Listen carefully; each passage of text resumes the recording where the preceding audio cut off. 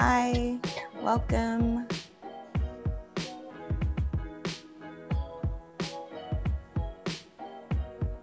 Hello.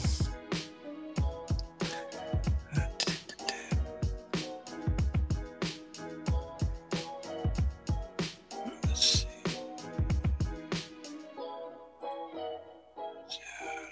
Got a lot of people from across LA. Cool.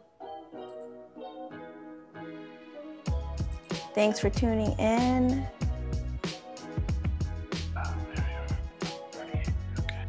We're gonna get started in just a minute or so. Let other people trickle in.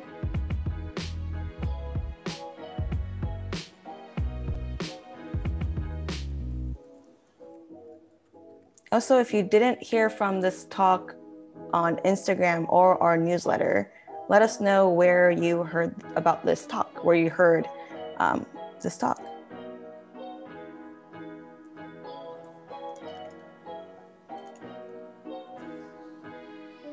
Instagram, awesome, cool.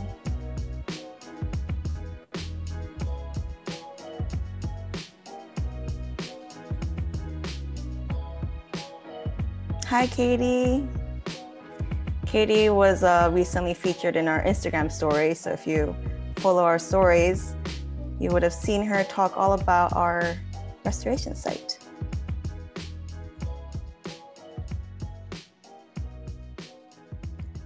All right, well, it is 1:01, so I'm gonna pause the music.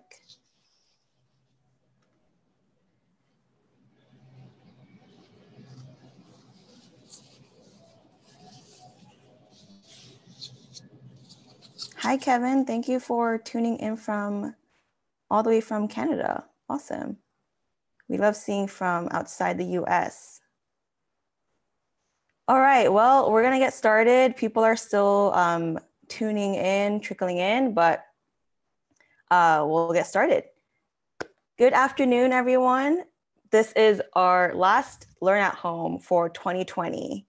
So yeah, really exciting. We have our Deangelis restoration team, which we were actually hoping to feature months ago, but due to the fire and other factors, we couldn't. But we're really happy that they can join us before the year ends and talk about all of the restoration success that we've had.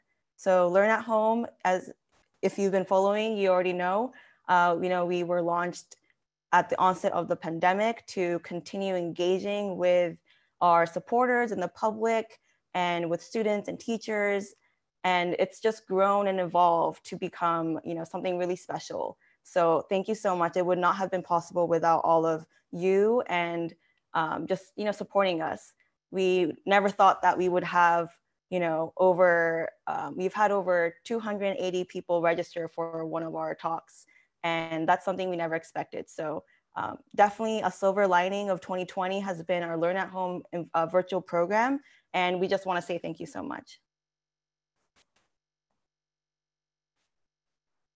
So our program Learn at Home has been supported by the Jean Aubuchon Senator Legacy Fund, who has supported us and given us generous seed funding. We've also been sponsored by Subaru of Sherman Oaks. So thank you so much for our generous supporters. We would not be able to carry out this program without our sponsors.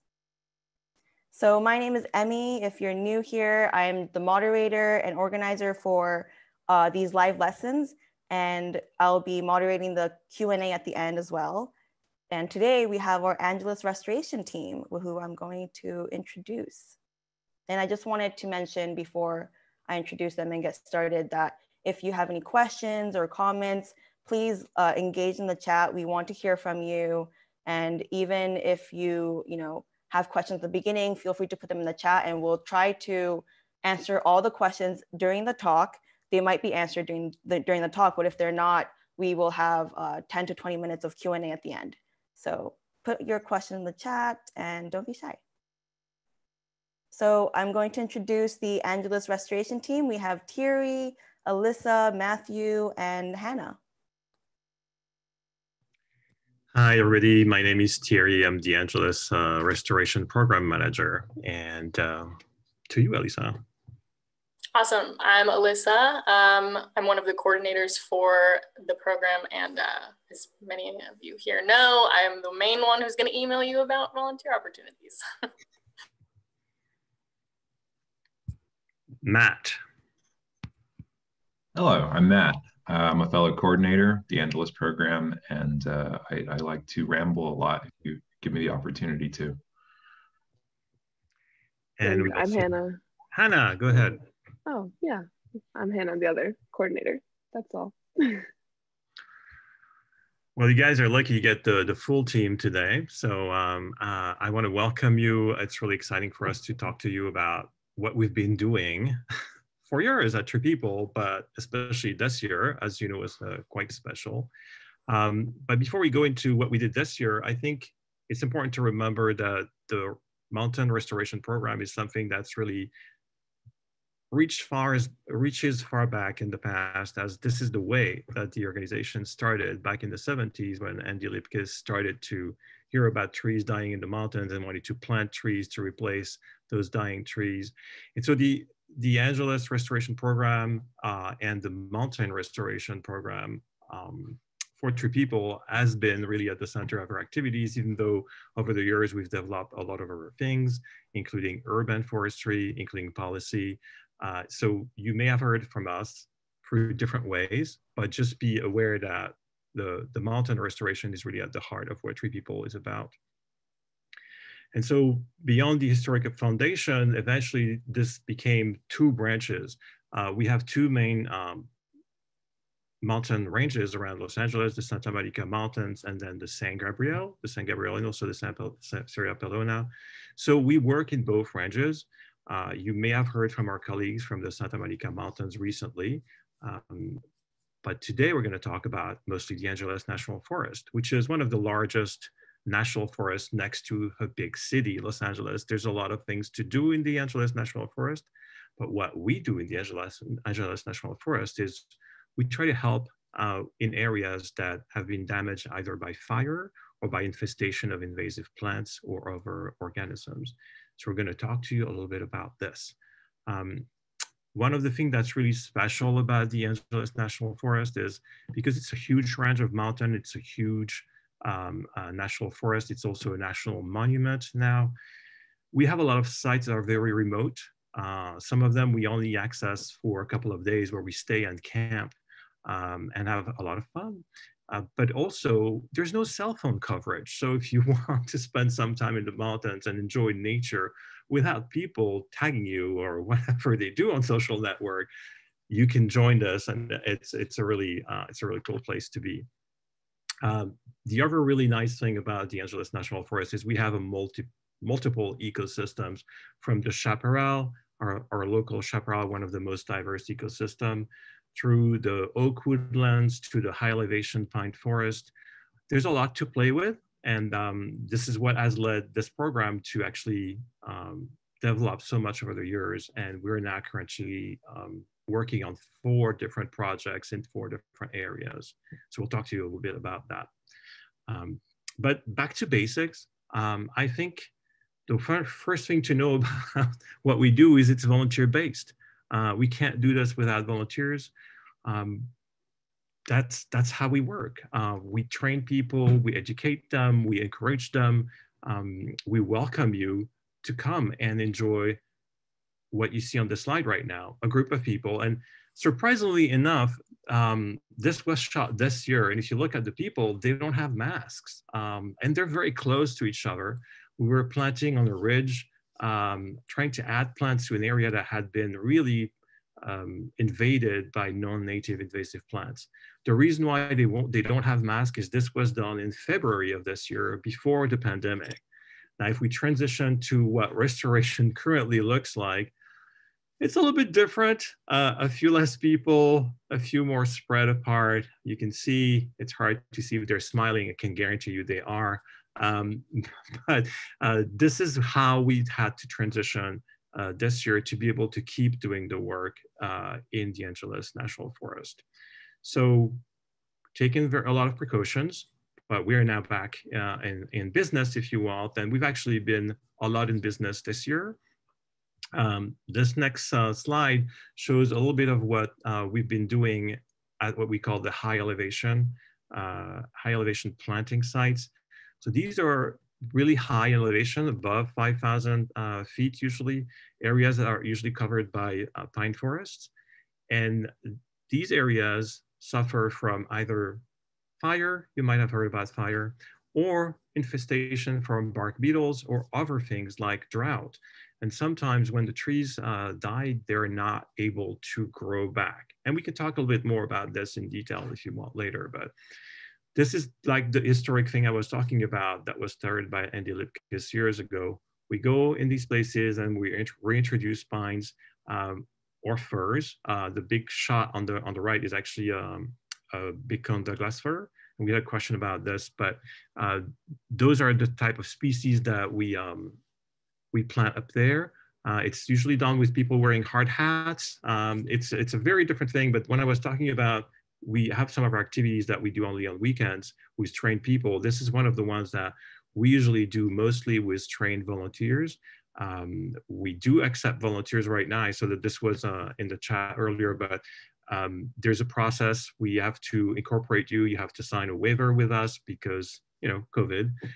But we do go out in small groups and continue our activities. So this is one of the programs that we've been running this year, the high elevation plantings. But we have 3 more programs, and with that, I think I'm going to pass the thing to Alyssa. We're going to talk to us about our San Francisco restoration, chaparral restoration. All right. So if you take a look at this slide, Thierry, oh no, hold on. Okay, so I'm like the least techie of the whole group, arguably. Thierry pulled up these Google Earth images, satellite images of our main chaparral site. So we have several around a canyon out in a segment of the Deangelis that's actually behind Santa Clarita. But this is site 1. So this is the oldest site within that spread. So as you can see here, this is from March 2017. And let's think March, springtime. Okay, look at all that like bright, funky green right in the middle there. Let me see if you guys can see my mouse highlighting it. And then let's take a look at the next image. This is December 2017. So that funky green patch that we just had a look at, if you take a look now, it's like a really fugly yellow brown. And I don't know if you guys get the same like sense that I do, but it's a slightly different yellow brown than what you see like over here maybe. And it's because that's invasive. So from the satellite image, you can even see what's going on there. In the spring, we have these annuals like mustard, bromus grass, clover, erodium. They come up, right? They're strong in the spring, they're green, and they're lush, quote unquote. And then in the fall, they've dried, and it's perfect kindling for a fire. So that's something we don't want. So if you take a look, August 2018, this is like, we've busted in, we've cleared those invasives. This was the beginning of a glorious restoration. But if you take a look, you can see that land within the perimeter looks a lot clearer. A little bit more dirt exposed. Maybe some you can even see some little plants popping up right in here. And as we continue to progress, now you can see those plants, those little dots have gotten a bit bigger. Keep in mind, this is from the satellite. So picture how amazing it must look on land. And then bam, this is like the big, this one I love to death. This is the impressive shot of our little baby site 1. And you can even see over here, this is the turnout where we whip our truck around. If you drive with Thierry, you'll know what I mean. Just kidding, I love you. Love your driving, but just this is our turnout. And you can see we've planted, even in this tiny little patch, this area, I don't know if it had, by 2019, maybe we had started clearing this little zone over here, but we had expanded site 1 a little bit. We'd expanded site 1 down into this zone. So anyways, a lot of expansion, a lot of growth, and I love seeing the succession. Now, it's a bummer because this one's blurry, but this is the most recent, September, and you can, if you think about what we just saw in the beginning, look at how much growth we've got in the middle there. All that invasive is way more controlled, at least. It's hard to tell. I wish this wasn't blurry, but that's just what Google Earth gave us this time, but that's okay. Okay, so here's a nice, like from land, right? We're on the site. If you check out below, when people first show up, it's like, I get it. It doesn't look very promising. I'm with you.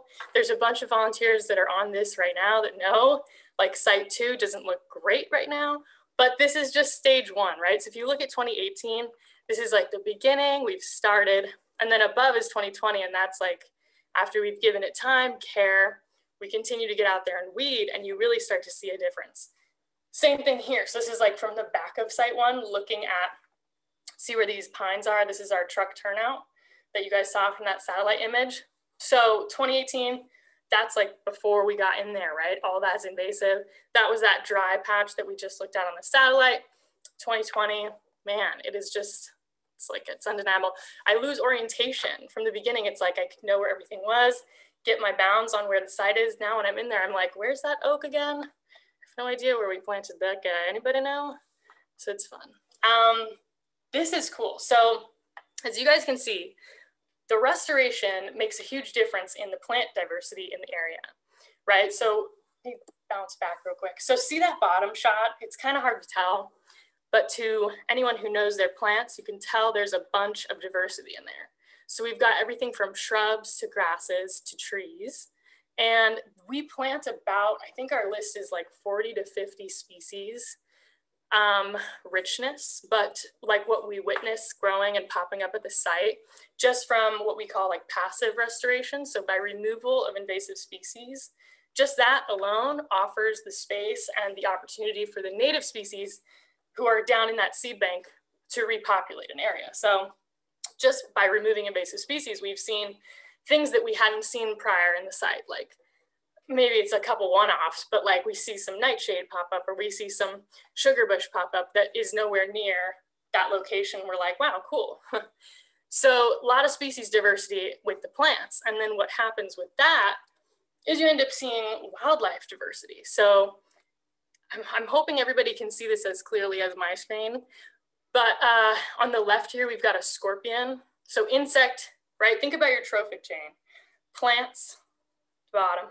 And then we got insects, and then we work our way up like invertebrates, right? Small mammals, mediocre mammals, to like large predators. So this is kind of a nice shot of like insects as well as some predatory vertebrates. But that scorpion, there's scorpions throughout the site. It's probably the largest dragonfly I've ever seen. The tarantula hawk wasp, and don't know what this amphibian is, but I wish I did, but it was too hidden in there. If anyone here knows, pop it in the chat, because maybe we got some herpers out there. This little honeybee, and then these rattlesnakes, these were giant. It was very impressive. But think about restoration. I know our team talks about this a lot at events, but you kind of work your way up, right? If you can restore the plant community, the rest will kind of work its way back into that system. This is another kind of cool shot. As you can see on the left here, that's my hand for size comparison. So if you saw my hand in real life, you'd know how big that paw print is. But it's a mother and a baby mountain lion paw print, right? It's pretty cool. That was actually right where our volunteers parked their cars. So watch out, everybody, but it's definitely safe site. But it's kind of cool to think we've got apex predators utilizing this space that we work so closely in. And then we got a bunch of tadpoles. I'm sure some of you may know, but amphibian population decline is like one of the main problems with conservation with the environment right now. And everybody's kind of wondering like why and how can we fix this? So it's really special to think that we've got some amphibians utilizing our waterway. And then that's grasshopper. And then on the right here, we have a skink, which my dad once told me what a skink was. And I thought he was making up the name. And then when I was like, that's not a real word. And then sure enough, it is. And then this was actually on the left here during our invasive species removal. We had like a giant amount of mustard that came up because we weren't able to get out there with COVID in the spring. So as you guys can imagine, the invasives really like took advantage of not getting pulled. So when we did get out there, it was like a fair amount of work. And we happened upon this adorable little bird nest, and the mother would like come in and visit and leave. And it was like, we made this nice little friend. And then on the right here, this tarantula was just crossing the road, like right in front of site 2 the other day. Again, I wish I had a size comparison, but that guy was like easily the size of like I don't know, double my glasses lens. It was very big. So that was pretty cool. So those do exist in the wild, and it's fun to see them. It's fun to see them at our site. So again, plant diversity leads to wildlife diversity. And then I'm gonna pass it over to Matt. Hey there. Yeah, so building off of what Alyssa said, we wanted a way to kind of capture this this phenomena where when you restore a habitat with native plants, it works from the bottom up. It builds that block of the trophic chain, like she was saying, for a multitude of other faunal life to thrive. So we set up a little wildlife cam, and this is just a snippet of some of the animals it caught. One of my favorite is the roadrunner. So this little roadrunner, when I was going through the footage, mind you, it was about 2,000 photos, and maybe a couple hundred of them were of the roadrunner. And this roadrunner would come back every day to the camera and just kind of look at it and get really close up to it and just like kind of, maybe it's a vanity thing, I don't know. But I have a couple hundred photos of this specific roadrunner right here, and that's one of the more photogenic ones. But they were just so curious about the camera. But you know, we see other things. There's a bobcat that must have been running through the area. We have skunks, deer, and this is just a few images that were captured on the wildlife cam. You know, we had the mountain lion, but we haven't seen it. We've just seen prints of it. We regularly see owls very briefly. And then into this next photo, these are some of the photos I've taken, just building on that like floral and faunal diversity of the chaparral ecosystem, as well as how we're promoting all of that. So, you know, we have that's a gopher snake. It looks a lot like a rattlesnake, but it's doing this thing called Batasian mimicry, where it acts like a rattlesnake. It's mimicking a rattlesnake, because gopher snakes, they're not venomous. So it was wiggling its tail at me, and it flared out its neck. It's like, I'm venomous, don't mess with me. A couple other photos, we've had these bees having a little slumber party in a lily, a calochortus lily, buckwheat, owl's clover, and then on the far right, that's a kind of compressed shot I hastily threw on this slide of the site early morning. And this is site one. If I were to look over to the right of this photo, much of site one now is at my shoulder level or above my head. And this area is still coming into its true fruition. Yeah, this must have been Thierry. I think Thierry took this, right? Yeah. That's so that's another program that we started this year in partnership with the National Forest Foundation and the Forest Service. We're helping repropagate oaks. So this is an area that was burned, not specifically this area that you see in the photo, but around this area, there was a big fire in 2013 that was called the Powerhouse Fire. And in that area, that elevation, there were a lot of oaks of different species that unfortunately burned in the fire. And the fire was so intense that some of them are not growing back. If you're familiar a little bit with our area and the fires that we have some plants that are adapted to fire, some of them, and some of them are adapted in different ways. One of the ways that they can be adapted is like the top of the plant will burn, but the roots will still be in the ground and the plant will grow back. And that's typically something that oaks do, unless the fire is too intense and burns too long. And for some areas where we're at a mix of chaparral and oaklands, if there's been fire suppression for a long time, maybe that could be the reason why it burns so hot and why these oaks are not coming back. So we've partnered with the Forest Service and the National Forest Foundation. We're collecting acorns, and that was one of the places where we collected them. And just to give you an idea, there's six or seven species that we collected from. They're not represented on this photo. This is just one species of acorn. That's the Quercus Agrifolia, the coast live oak. But that's just the diversity of size and shape that just this one species actually produces. And it's really fascinating to see how many of these oaks actually cross-hybridize or have different characteristics. And I don't know if Matt, you want to talk a little bit about that, or it makes the collection really intense and really interesting because we're always like checking, looking, is this the right one? Is this the other one? Is this a cross-hybridization of the two?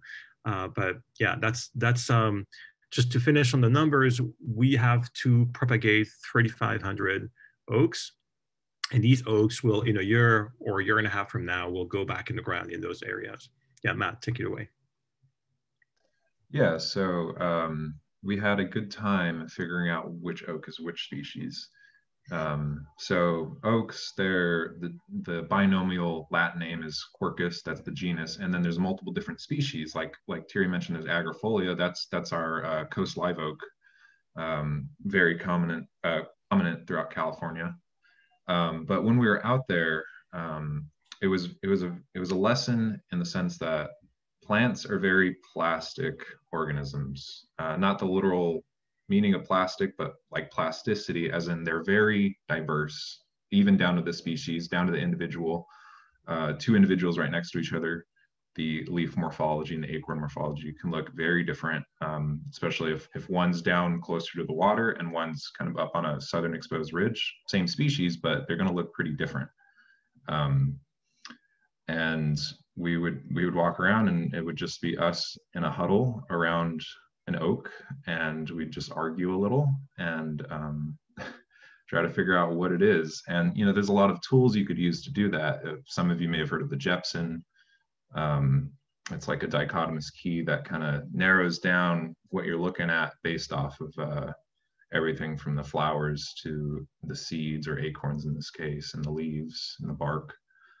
And even with those tools like that, you're still kind of left scratching your head sometimes. Yeah, the amount of arguing, I feel like it was a fair amount on some of them, like Thierry was saying about that hybridization. Yeah. We're still we're still all friends, but yeah. We're still all friends, and then you bring volunteers into the circle and you're like, now you guys figure it out. Good luck. No, we worked together. I think we got it down. It just took a little bit of time. So again, that's another program or project that we're running, native oak propagation. And there's just another one that we started actively this week. That's a cooperation with CalBG, as we call them. It's the California Botanic Garden. They used to be called Rancho Santa Ana. They're in Claremont. It's a botanic garden that grows plants for their garden, also for the public, and also for restoration programs. And a couple of years ago, they started this really interesting program that has to deal with a plant that's called Nevin's barberry, or Barberus nevinii. But this is a plant that's federally listed as an endangered species.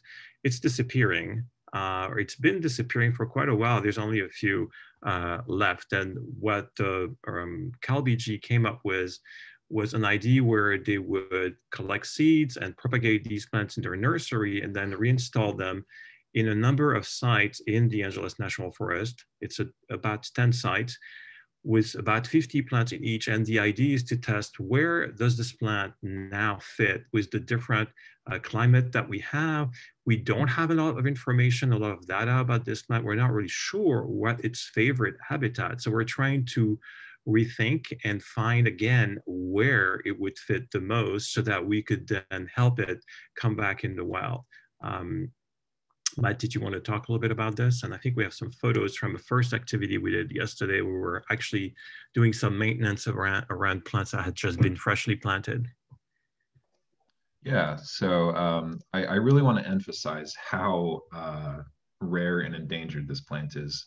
So it's recorded that there's about 21 natural populations of it, and within each of these populations, there's estimated around 5 individuals. So in the entire world, in the naturally occurring, there's only about 100 of these plants. And with our recent project, we're now introducing, I believe it's around 600 more into its old range. And some of the biggest threats against it were human disturbance, like fire suppression and fires, development that kind of ate up a lot of the former habitat of this plant. And a lot of people may say, "Oh, well, it's just one plant. What if it goes extinct? That's no big deal. Just one plant." But the way I try to simplify it, make it understandable, is if you've ever played Jenga and you're taking pieces out of the tower, it's standing still, but you're going to get to a point where you've taken too many pieces out or species out, and the whole thing's going to fall. And humans were a part of a Jenga piece in that too. That's the principles of ecology. Everything's connected, and yeah, that's this species. You know, who knows? There's not much research on it either, so who knows? There might be a specific type of insect that relies on its relationship with this, like a symbiotic relationship. And it would just be a shame to see yet another genetic lineage just get wiped out because of our unwillingness to work with nature. I think are there chats there popping up? Yeah, sorry. So yeah, the common name is Nevin's barberry, and the scientific name is Berberis nevinii. It was Mahonia nevinii for a while, but that after phylogenetic analysis, they determined it's more related to the Berberis genus rather than the organ grape genus, the Mahonia. So yeah, Nevin's barberry, Berberis nevinii. Yeah. And there's a question about restoring chaparral vegetation in regards to soil preparation. Do you generally try to minimize soil disturbance, or does your approach vary with relative abundance and type of invasives versus native species? I'm sure the rest of the team would like to speak on this a bit, but we really try to consider preserving soil, especially on slopes, and a lot of chaparral is very slopey environments. So we're just being a little more aware of if we have 40 volunteers going up there, that's going to be a lot of erosion. So we try to strategically plan out how we're going to rehabilitate a slope. When we're clearing spots to place plants, we're being very aware of native species. We don't want to rip up seedlings of natives and just cause more soil degradation and erosion. But the act of restoration with native plants ties into soil conservation in the sense that these native plants in the chaparral environment, unlike the invasives, they have really, really expansive large root systems. And in the 40s, the Forest Service, they used mustard, the invasive mustard, as a soil stabilizer. And they just hydroseeded slopes, and mustard is an annual, and it doesn't get, the taproots don't get as big as natives, and they all die. And then that's just a big slope of kindling essentially. And then that burns, and then you get rains and you get mudslides. With natives, they're much more resilient. They have much bigger taproots and burls and crowns, and they hold the hillside a little more. So yeah, do you guys have any other input on our way of trying to preserve the soil when we're working out there? Yeah, it's always a big concern. And also we're in a national forest, so there are also rules that we have to follow and to avoid certain type of disturbances. But with the invasive removal, there's always a lot of different strategies, and it really depends on where you are, which species is growing, at what time of the year did you catch it, how much water was in the ground, how are they going to grow, how much. Sometimes we just cut, sometimes we pull, sometimes we have to use tools. But yeah, it really is. It's such a wide question to answer. But avoiding soil disturbance and avoiding disturbance in general is always the goal. If we can find an area where just removing the invasive without planting anything will be enough to help it come back to its natural state, then that's what we'll do. Yeah, and I just want to add the like extreme soil diversity within our site and within the different sites we have. So some are really clay heavy and others are almost like just sand, and other areas is like a nice silt clay mix. But so we kind of have to work accordingly. So in some areas we actually won't see any mustard, and like so kind of I think the question touched on, or is it based on invasive presence or something? So sort of it is like our approach is based on what's present, and what's present is often tied into the type of soil we're working with in specific areas. So some have tons of mustard, others have very little. And also to tie into what Matt was saying about natives promoting healthy soil growth, it's also connected to those mycorrhizal fungal connections underground. Just want to make sure mention that, because that's one of the key components to healthy native ecosystems that is something worth thinking about, that is not often seen because it's underground. But as we add and restore native areas that are on the perimeter of established native areas, we have we can't physically see it, but we're going to be promoting healthy mycorrhizal growth in that area as well, which does improve soil health. And then ideally, carbon sequestration. So carbon sequestration is not only with the plants themselves, but oftentimes that gets kind of like stored in the soil. So healthy soil is very important. We want to keep it in mind always. And real quick to touch on this slide, I don't know if anyone wants to talk about the other day more, but with the Nevins care, as you can see here, this was gnarly. This actually is a nice example. This spot was very sandy. So it's like, the Nevin sites are in a wide diversity of soil types, and here was like sand on sand. It was Sand City. And we had a hose going all the way down there and then hauling buckets up and back. It's a nice workout. Matt was like, it's fine, gyms are closed, we can do it. But so it's a process. As you can see, we do bucket watering. So it's like you get very in touch with the plant that you're caring for. Let me see what's next here. Maybe that's, oh yeah, that is it. So how do we feel? Does anybody feel like, Hannah, do you want to add anything about the work we do or any other point that we missed? Well, there's a good question in the chat about what type of soil mustard grows best in, and honestly, mustard is good at growing wherever it can, and it will grow and spread quickly. It is in the sandy soil, it's in the washes, and like the very silty soil, it's on the hard clay slopes. So it doesn't matter because it's invasive and doesn't have much competitors like in this environment.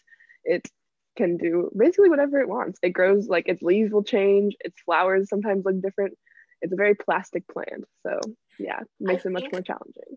Yeah, and correct me if I'm wrong, but I feel like maybe in the area under the oak, the big oak in Site 1, we've seen less mustard growth where it's shady most of the day. Yeah, so I feel like that might be the key. Like, I don't think mustard likes heavy shade. Yeah, and we don't have much oak because of what we were talking about before. So getting that back in will help that also. Yes. Since we're reaching the end, I do want to maybe expand a little bit the conversation about this is all what we do, but we say we, but when we say we actually include you. We can't do this without volunteers. A lot of you are on the call who are volunteers, and there have been some of them working with us for a long time. We're always looking for more people, but the way we do things right now because of COVID is we just trickle people in. We can't have a lot of new people at one time.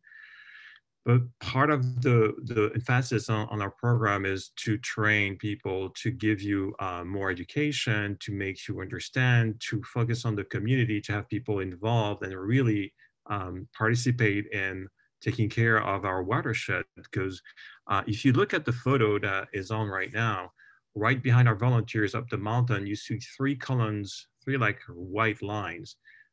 These are actually pipes of water that are coming down the aqueduct that's coming from up north, and they're feeding into a powerhouse station that's down there. So as we're speaking right now, we're importing a lot of water from away from Southern California. And if we take care of our local watershed in a better way, we could use a lot more local water. We wouldn't have to import as much, it wouldn't cost as much. It would be such a devastation for some of the areas like Owens Valley up north. So everything is tied together. we need the local people to help us. We need people to come with us and learn all of these things so that you can actually spread the word and make more of the population in Los Angeles aware of our ecosystem, how they function, the benefits they bring, so that we can all have a better life. It just sounds like a lot, but yeah, that's true. So we need you to spread the word. It's not just about doing some physical work. It's not just about coming and enjoying the mountains. It's not just about having a good time and learn, but it's about all of these things. And it's about all of us participating in this movement where we actually realize we are part of the environment and the environment is part of us. And if we work this way with it, then the results are much better. So contact us after this if you want, if you're interested. We'll be happy to find a way for you to come to our events. And I don't know if we want to answer some questions. Amy, did you get a list or can you help us with that? I think all of the questions in the chat have been answered. But yeah, sorry, Emmy. There was a question about Pacoima Canyon. Oh, yes, yes. We don't have any projects there yet, but you're local, so feel free to join us out in the Angeles. Yeah, there were also two questions that was sent to me yesterday. The first one was about Pampas Grass. What is being done to stop the Pampas Grass invasion? So I don't know if Matthew, you want to talk about this, but the first thing about Pampas Grass is it is present in the Diangelis National Forest, but it's something that's usually closer to waterways. It usually needs more water. This plant got out in the wild because it was cultivated in nurseries. It was like a decoration plant. And it's a plant that has two, has a male and a female, which is called dioecious. So when we were cultivating this in nurseries, we were using just a female. Unfortunately, some males have also been cultivated and now it's been released in the wild and now they can reproduce. It exists in the Diangelis National Forest, but not in areas that we've been working in. So I know it's on the priority list for from the Forest Service. It's not at the highest level of the priority list because we have other species that are actually more detrimental, that are using more water or they're spreading faster. So I'm not sure if I'm answering the question from this person, but Matt, anything you'd like to add to this or? Yeah, I mean, you touched on a lot of it, but so the Pampas grass, it's an invasive. It's from southern Argentina, down there in South America, and I'm not. I think it made its way up here as being an ornamental plant because I mean, it looks pretty. It looks, you know, it's all fanny and whatnot, but it escaped cultivation, and it's a big blight along the California coast. If you take the 101. You'll see it all along, like up the one headed towards Big Sur. It's all along there, and it's on these very steep slopes where it's pretty inaccessible to get to and remove it. So it's pretty hard to manage. But when people do attempt to manage it, a lot of the times it's just manual invasive species management, aka just weeding, ripping it out with tools and hands. Bagging it up, make sure seeds aren't being spread while you handle it. Awesome, thank you. Yeah. There's a second question that came in yesterday. What is the 3-year success rate at establishing reforested seedlings of tree species such as Pseudotsuga macrocarpa? So unfortunately, there's absolutely no direct answer to this because it will depend on where these trees were planted, when they were planted, by whom. It's just, it goes on and on. When seedlings of pine trees or fir, like the Pseudotsuga macrocarpa, which is the big cone, the glass fir, when they're planted by us with volunteers or with contractors, the survival rate is usually pretty low. And there's many reasons for this, and that's expected. That's why we plant in big numbers. The issue with this particular species is where it needs to be planted is in deep canyons, high up in very, very steep slope, that's where it likes to live. That's where it is able to retain enough shade, water, for it to grow. So that's an area that's really difficult to plant for anybody, especially with volunteers. So on the occasions that we do this, we usually do this with trained people. And then, as I was saying, the result is going to depend on if you're planting on the drought year, which has happened to us, well, and you're not able to water them because the slope is really like this. So then the seedlings are going to be on their own, and only a very few will survive. So sometimes the Forest Service, their rate of survival will be 10% or even lower. But we're not necessarily trying to plant 100 trees and get 100% success rate, because what we want with these trees is just to have a few that get established enough that they will produce cones, that will produce seed, that will produce more trees. So we're not looking for some result that's in a couple of years or in 5 years. We're looking for a result that's in 50 or 100 years. So that's the general answer. Right. Thank you for that answer. That's really interesting. I had no idea 10% was pretty low, but what you're saying makes sense if you're looking at the long term. So Shelly is asking a similar question. I'm not sure if she's referring to the Nevins Barbary or in general, but she asks about the approximate survival rate, for the restored species, especially when there's no rain. So could you speak on like the general plants that you, or some of the other plant species, the survival rate of? I'm going to hand it over to Alyssa. On trees, seedlings, the difference between what we do and what contractors do in the forest is usually striking. We've had places where we planted and 2 years, 3 years after, we're at 50, 60% survival. So the contractors that work for the Forest Service usually have a lesser survival rate, because the way TreePeople does thing is we actually care for trees. We don't just plant them, we go back and we water them. So that's the tree part. And I'm gonna, Alyssa, if you want to talk about more the chaparral plant. Yeah, so generally what I've noticed with our site is care is the key, right? So real quick, to address Michael's question as well, a few restoration lectures, most cases when you build it, they will come is actually not true.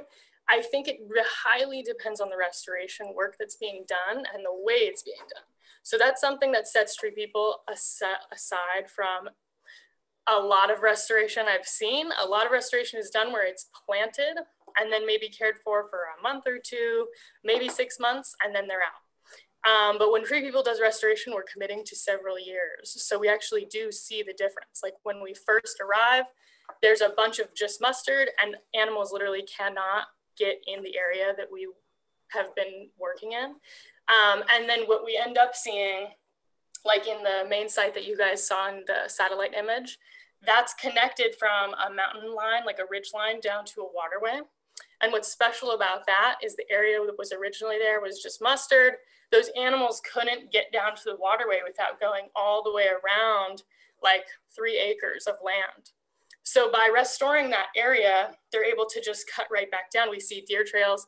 We see tons of scat that we did not see in the beginning. So it's like, although we may not visibly interact with these animals on a regular basis, we know that their presence in the space has definitely increased. So there's like, it's always like, you gotta be a little careful with research studies versus field work, because it's highly variable depending on how the field work is done.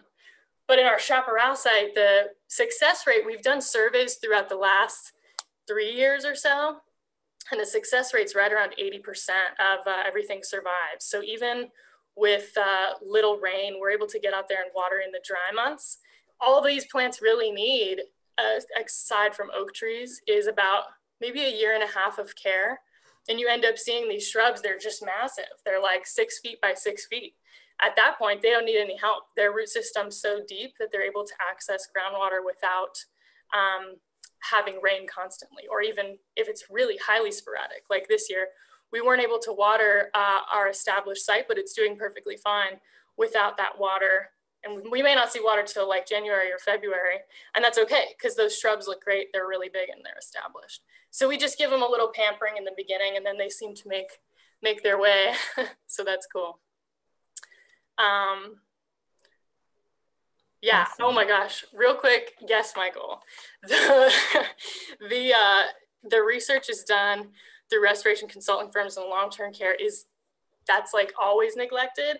That's like my biggest beef with things when restoration isn't done with long-term in mind. So absolutely, we definitely keep that in mind. And like Thierry mentioned, with the high numbers, with the high elevation, we try to care for those too. Like ideally, if we can care for those, same thing, we're gonna see a higher success rate long-term. So we've implemented care projects. We just got, like this year was supposed to be like the year of care for conifers, and then COVID hit, and it definitely put it on hold a little bit, but it's definitely on our mind. So yeah, I don't know if Matt or Hannah wants to add to this too. Yeah, I could chime in. The thing about ecological restoration, well, first of all, ecology, the fundamentals and the field of study of ecology is very relatively young. It was only in the 60s and 70s that we started looking at the interconnectivity between species and their environment. And more so, ecological restoration is an even younger field. So you could look up, you can go to Google Scholar and look up a bunch of research papers on ecological restoration. And many of them will say it doesn't work, and many of them will say it absolutely does. And it's really hard to make a judgment call right now, because ecological restoration, like Thierry was saying earlier, it's something that you don't really see the immediate impact of it right away. It takes 5, 10, 20, 50, 100 years to make big changes on the environment, because I mean, as humans, we are very short-sighted. We often don't think long-term, especially on the scale of like geological and ecological time. So it's to sum it up, it's hotly debated, but what I've seen with my own eyes in the field, I'd like to think it works. And also to add, I was going through the chat, Silva mentioned the tarantula photo from earlier, that it was a male. And yeah, you guys can read that. But yeah, the males are the ones who kind of roam around, usually in the summer months, like August, October, around there.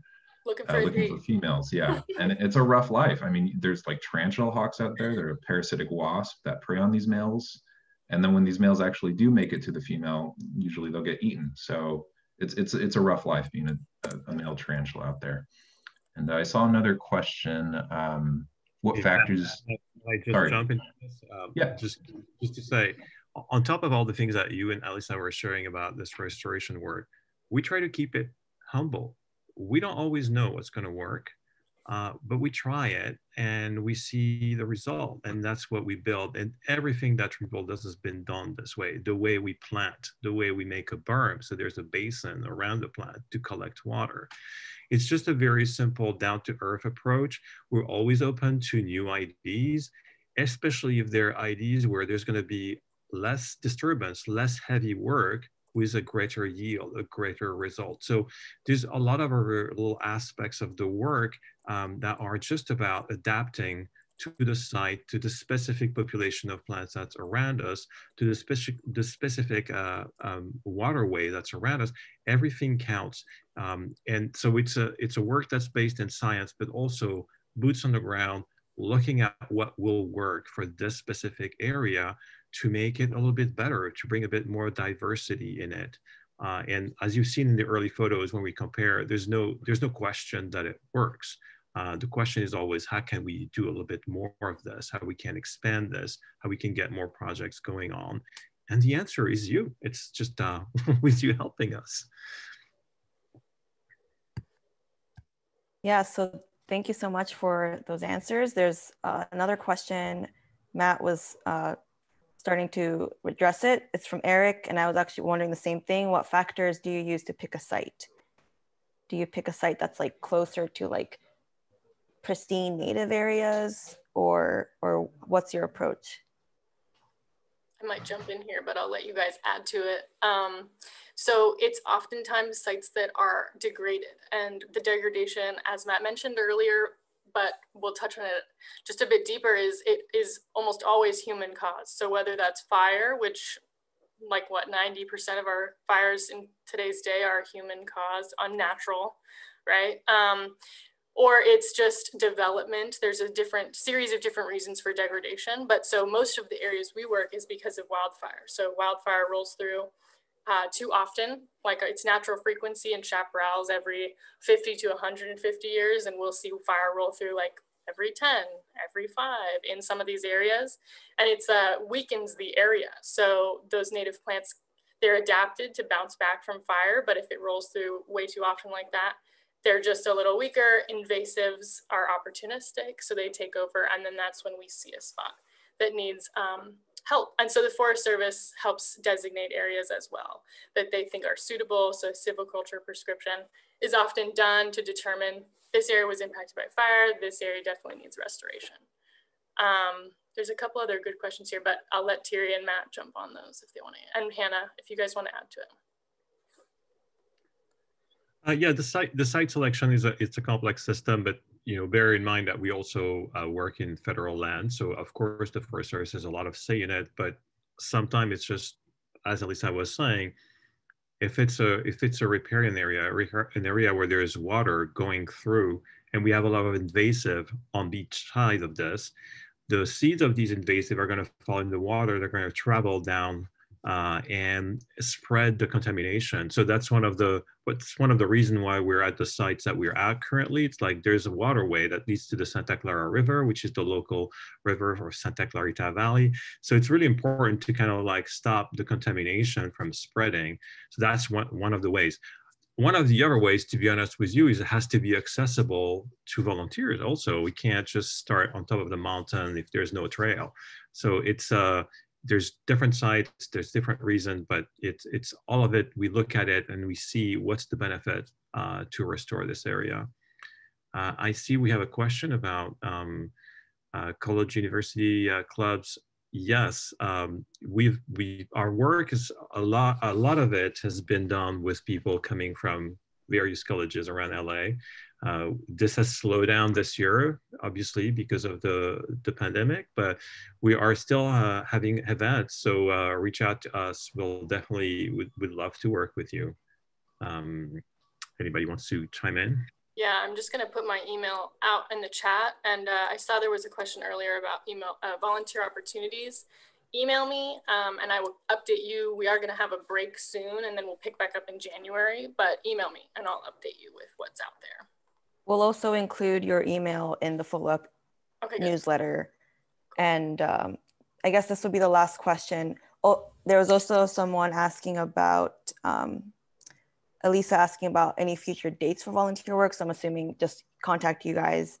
Yeah. And just little last question, any collaboration with local native tribes? I want Matt to answer this one and describe the Tataviam meaning of the word. Yeah, so our sites, most of them are on Tataviam land. And Tataviam, roughly translated to English, was people of the sun, or sunny slope people. And they resided in that area up above what is now Santa Clarita, and other projects and TreePeople, like out in the Santa Monica's, that's Chumash. It's all, it was all indigenous land once. And so our projects, we haven't had the opportunity to collaborate with Tongva or Tataviam tribes or any of their their representative bodies now. But throughout California, there's a lot of ecological restoration going on with the Bureau of Indian Affairs and cultural, like reverting to old cultural fire practices and stuff. That's going on a lot in Northern California, but we have not had the opportunity to. But we would like that. That'd be great.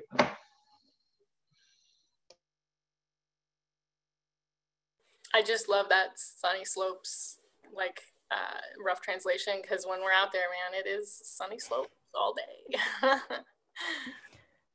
Well, I think all the questions have been answered. Thank you so much. Also, I'm going to totally use the Jenga analogy from now on. That is awesome. I love that. If there's no further questions, it is 2 minutes to 2 p.m. So thank you so much, everyone, for tuning in. Thank you, Thierry, Alyssa, Matthew, Hannah, for being here, taking time of your busy schedule. I know you're always in the field and you have like, I don't know, maybe 1 or 2 days not in the field. So thank you for being here and sharing your knowledge and experience and wisdom. Matt, I really appreciate your just like deep take on conservation. It's amazing. You should like start a podcast or something. I don't know, a blog maybe. Yeah, so if there's any other follow-up questions, maybe they can email the email that you put in the chat, Alyssa. Would that be okay? Yeah, absolutely. If you want to volunteer, if you're more curious about the program, just totally feel free to email me. Awesome. Well, thank you so much, everyone, and have a great rest of your 2020. We will have more Learn at Homes next year. So keep following us and just have a great rest of your year. See you next year. And thank you so much. Thanks, Amy. Thanks, everybody. Thanks for joining. And hope to see you next year. Yes, and follow us on social media if you don't already, and share our stuff so that your friends can follow us too.